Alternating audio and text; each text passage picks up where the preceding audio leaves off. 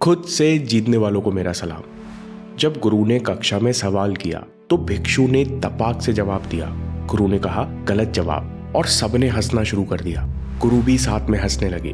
भिक्षु को ये बात अंदर तक चुभ गई और यहाँ से भिक्षु अनजाने में अपनी ही शिकायतों का शिकार होने लगा।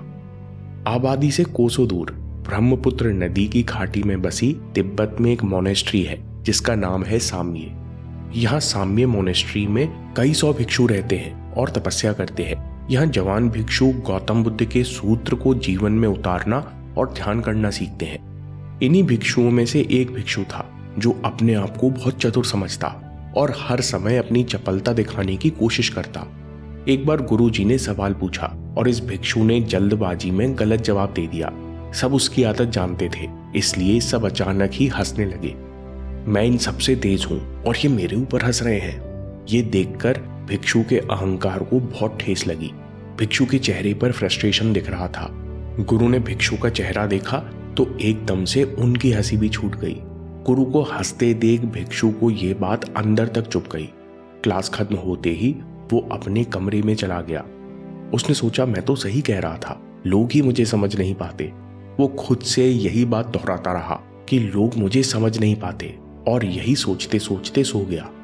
धीरे धीरे ये शिकायत उसके अंदर घर कर गई। भिक्षु के संग जो भी होता वो सबका दोष दूसरों पर डालने लगा। अब वो दिन भर एक जगह बैठा रहता, खुद से कहता मेरा कोई दोस्त नहीं है, मुझे कुछ अच्छा नहीं लगता और उदासी में अपनी ख्याली दुनिया में सोचा करता कि एक दिन मैं बहुत बड़ा रिनपोचे बनूंगा। देश दुनिया के सब लोग मेरी बात सुनने आएंगे। मैं इतनी गहरी बात बोलूंगा कि एक बार में कोई समझ नहीं पाएगा। मैं बहुत सारी किताबें भी लिखूंगा, फिर उन पर बहुत सारी व्याख्याएं की जाएंगी। लोग मेरे ज्ञान की तारीफ करेंगे। एक दिन गुरु ने उस भिक्षु को अकेले में बुलाया और कहा मैं एक दिन के लिए बाहर जा रहा हूं और कल शाम को वापस आऊंगा। तुम ये काला पत्थर अपने पास रखो। भिक्षु पत्थर को गौर से देखने लगा। गुरु ने कहा यह विशेष प्रकार का पारस पत्थर है। अगर तुम इससे किसी भी लोहे को रगड़ोगे तो वो लोहा सोने में बदल जाएगा। तुम सबसे समझदार हो, इसलिए मैं तुम्हें दे रहा हूं। गुरु की बात सुनकर जवान भिक्षु की आंखें चमक गईं। उसने सोचा आज मेरी योग्यता को किसी ने पहचाना है। गुरु ने कहा ध्यान से सुनो, कल शाम तक तुम्हें इस पत्थर से कम 2 थैले सोना बनाकर रखना है। इतना कहकर गुरु चल दिए। गुरु की बात सुनकर भिक्षु मन ही मन बहुत प्रसन्न हुआ। फिर भिक्षु ने सोचा अब मैं जितना चाहूं उतना सोना बना सकता हूं। उसने कुछ देर यहाँ वहां ढूंढा पर मोनेस्ट्री में कोई पुराना लोहे का टुकड़ा नहीं मिला। तो भिक्षु ने सोचा अब शाम का समय हो गया है, जल्दी ही अंधेरा होने वाला है, इसलिए मैं जल्दी खाना खाकर सो जाता हूँ और कल बाजार जाऊंगा और रद्दी वाले से 4 थैले लोहा ले आऊंगा। जब लोगों को पता चलेगा कि मैंने इतने गुप्त तरीके से काम किया है तो मैं सब शिष्यों में आगे हो जाऊंगा। ऐसा सोचते सोचते काफी समय निकल गया और भिक्षु देर रात को सोया। उसने प्रसिद्धि और सोने के कई सपने देखे, इसलिए अगली सुबह देर से उसकी नींद खुली। उठकर उसने सोचा कि मेरे पास शाम तक का समय है, मैं अभी नाश्ता कर लेता हूँ और फिर मैं बाजार जाऊंगा। नाश्ता करने के कुछ देर बाद उसे फिर नींद आने लगी। उसने सोचा गुरुजी तो शाम को आएंगे, अभी दुकानें भी नहीं खुली होंगी, अभी मैं लेट लेता हूँ। थोड़ी देर बाद अपने साथ किसी और को ले जाऊंगा और 6 थैले लोहा खरीदूंगा। यह सोचकर वो लेट गया और लेटे लेटे उसकी आंख लग गई। जब वो उठा तो उसने देखा कि दोपहर ढलने वाली है। शाम का समय करीब आने लगा। आलसी भिक्षु जल्दी से उठा और जैसे ही वो बाजार जाने के लिए आश्रम से बाहर निकला, उसने गुरुजी को दरवाजे पर पाया।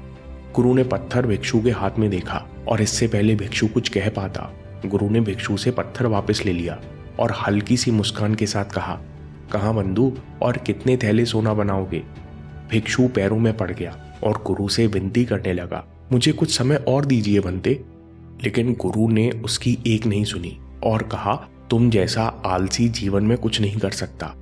तुम्हारे पास 24 घंटे ये पारस रहा, तुम जितना चाहते उतना सोना बनाते, लेकिन अपने अहंकार और आलस्य के कारण तुम कुछ नहीं कर सके। गुरु की बातें सुनकर आलसी भिक्षु शर्मिंदा खड़ा रह गया। गुरु ने पूछा अब शांति से सोचकर बताओ कि तुम अभी तक काम क्यों टालते रहे। शिष्य ने थोड़ी देर सोचा और कहा, अब मैं सोचता हूँ कि मैंने पूरा दिन कैसे खराब कर दिया। तो लगता है कि तर्क और बुद्धि ने मेरा साथ नहीं दिया और मैं बेकार में बहाने बनाकर काम टालता रहा।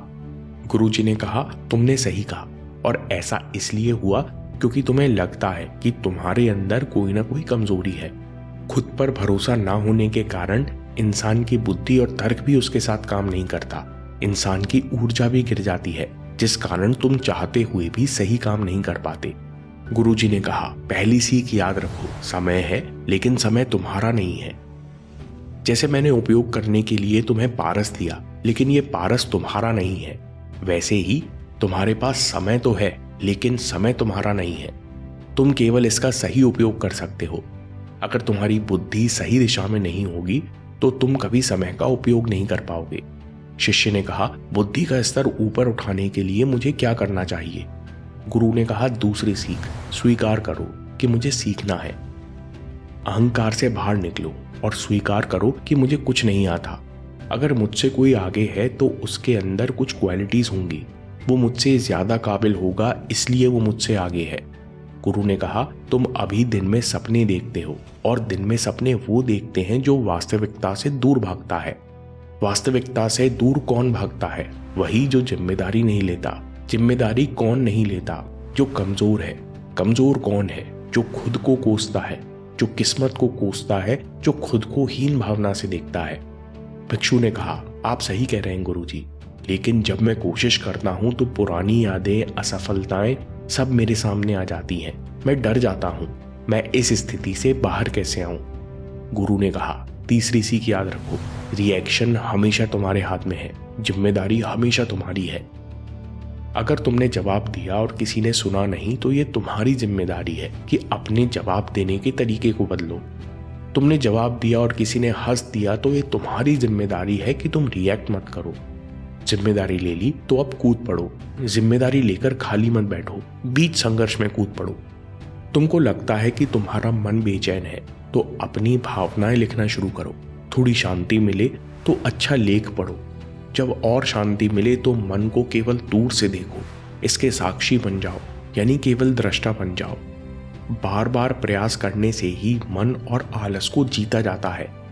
जैसे ही हम जिम्मेदारी लेते हैं तो जो पुराना विश्वास अंदर घर करके बैठा था कि मैं कमजोर हूं, कुछ कर नहीं सकता, ये खत्म होने लगते हैं।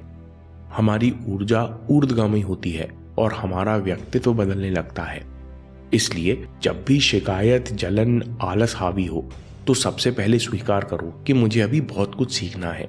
रिएक्शन की जिम्मेदारी लो और समय का सदुपयोग करो, क्योंकि तुम्हारे पास समय तो है लेकिन तुम्हारा नहीं है।